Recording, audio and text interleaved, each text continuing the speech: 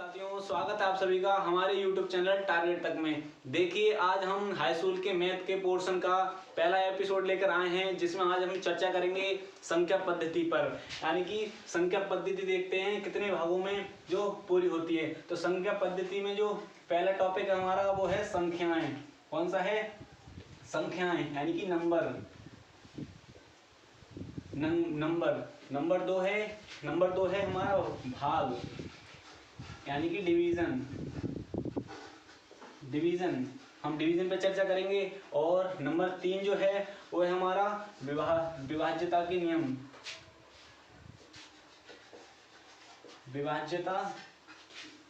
नियम। नंबर 3 विभाज्यता के नियम पे चर्चा करने वाले हैं। नंबर 4 जो है वो हमारा रोमन पद्धति।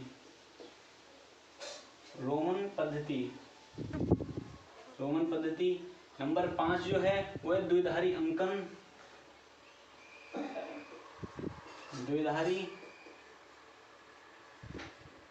पद्धति।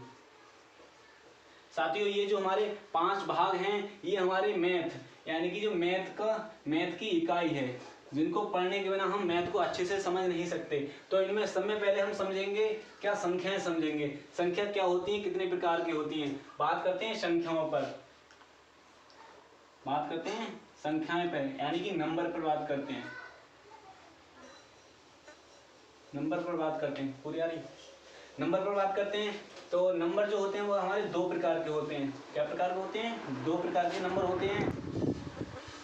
तो संख्याएं हमारी 2 प्रकार की होती हैं। कौन कौन सी होती हैं? देखिए, जानते हैं। पहला नंबर 1 होता है हमारी वास्तविक संख्याएं, और नंबर जो 2 होती हैं वो होती हैं काल्पनिक संख्याएं। नंबर 1 जो वास्तविक संख्याएं होती हैं वो देखते हैं कौन कौन सी होती हैं। नंबर 1 वास्तविक संख्याएं। इसे कहते हैं रियल नंबर। इसे क्या कहा जाता है? रियल नंबर बोलते हैं। नंबर 2 होते हैं काल्पनिक संख्याएं।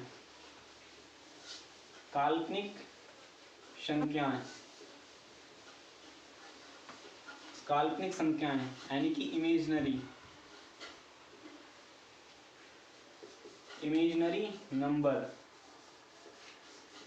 इमेजिनरी नंबर जो होते हैं वो होते हैं a हो गया प्लस आई वाई हो गया, या फिर a हो गया प्लस के आयोडाटा x हो गया। यानी कि इस प्रकार से नंबर होते हैं इमेजिनरी नंबर। ये कि हमारे 10th क्लास के पोर्शन से आगे यूज किए जाते हैं, और जो इसमें यूज किए जाते हैं वो हमारे वास्तविक संख्याएं यूज की जाती हैं। वास्तविक संख्याएं देखते हैं कितनी प्रकार की होती हैं। वास्तविक जो संख्याएं होती हैं वो 2 प्रकार की होती हैं। हमारी वास्तविक संख्याएं हमारी 2 प्रकार की होती हैं। वो कौन कौन सी होती हैं वो देखते हैं। वास्तविक संख्याएं होती हैं, पहले होती हैं दशमलव संख्याएं।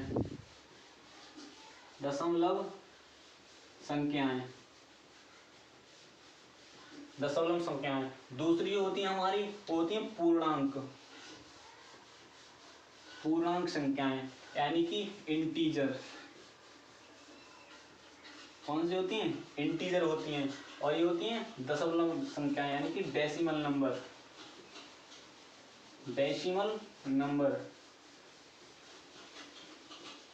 अब देखते हैं डेसिमल नंबर पर चर्चा करते हैं। कि डेसिमल नंबर जो होती हैं, दशमलव संख्याएं होती हैं, वो भी 2 प्रकार की होती हैं। एक होती है रिपीटेड और एक होती है नॉन रिपीटेड, यानी कि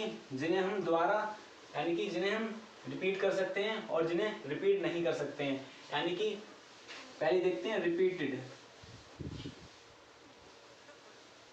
रिपीटेड और नॉन रिपीटेड।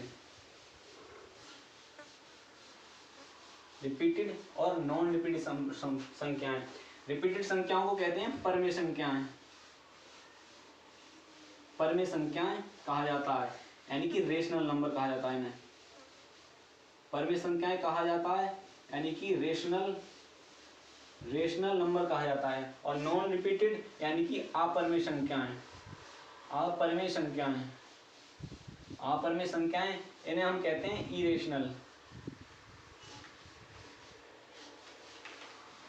इरेशनल संख्याएं। परमेय संख्याएं, रिपीटेड संख्याएं देखते हैं कौन कौन सी संख्या होती हैं। जो रिपीटेड जो संख्याएं होती हैं वो होती हैं, मान लीजिए हमारे पॉइंट के बाद में 1 लगाया और 1 से पॉइंट के बाद में, यानी कोई संख्या है 37, यानी 37 संख्या है। तो 37 संख्या है जो 3 7 है, इसका बार बार रिपीट हो रहा है, मान लीजिए 3 7 पे हो गया, फिर दोबारा से 3 7 पे रिपीट हो गया।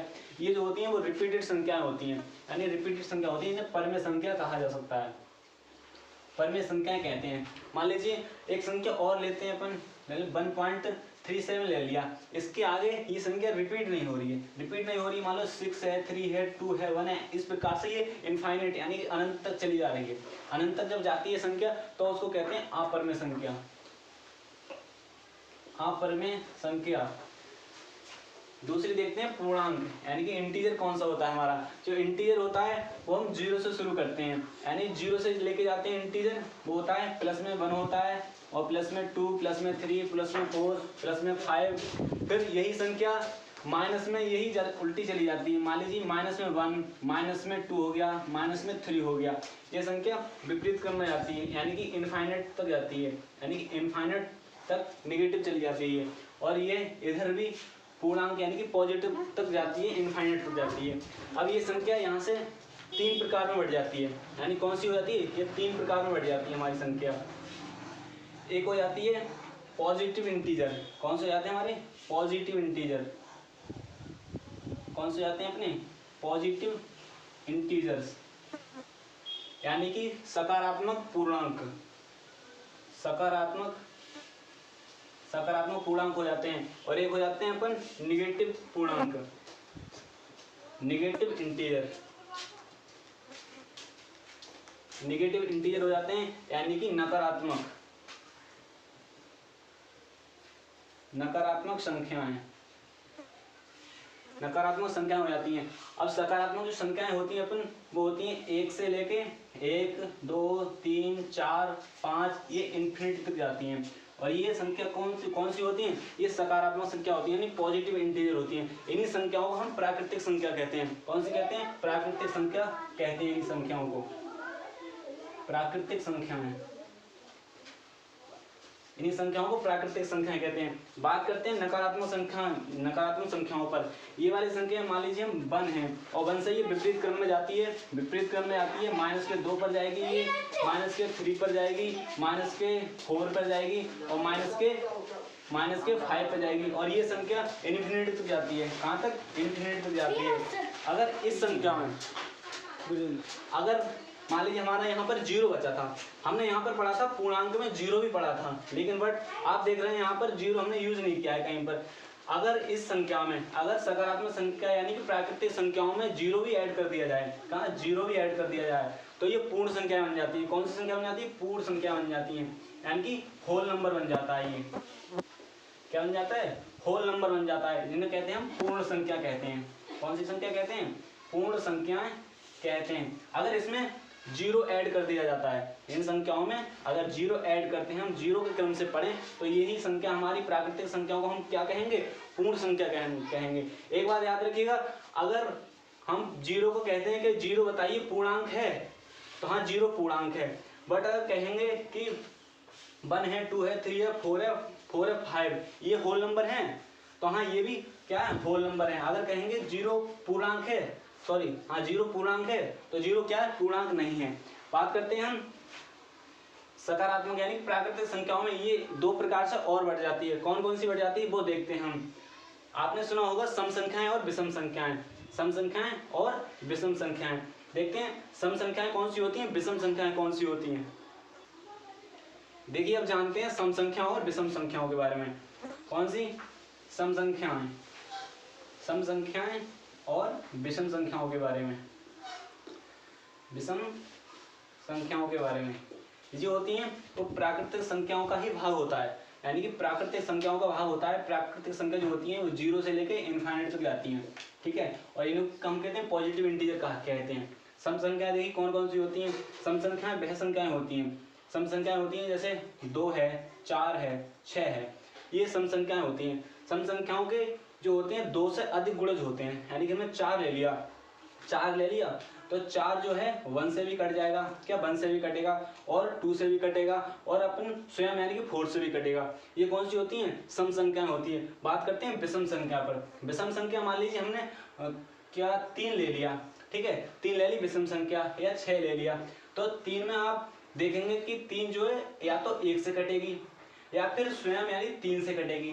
तो विषम संख्याओं में ओनली सिर्फ 2 गुणज होते हैं इसके, विषम संख्याओं में सिर्फ 2 गुणज होते हैं, वही संख्या कौन सी होती है हमारी, विषम संख्या होती है। और देखते हैं 5 संख्या देखते हैं, ये जो 5 है वो 5 कौन सी है, ये भी एक विषम संख्या है। इसमें आप देखेंगे तो इसके जो फैक्टर करेंगे हम तो 2 ही फैक्टर होंगे ओनली, एक तो 1 होगा, एक कौन सा होगा 5 होगा।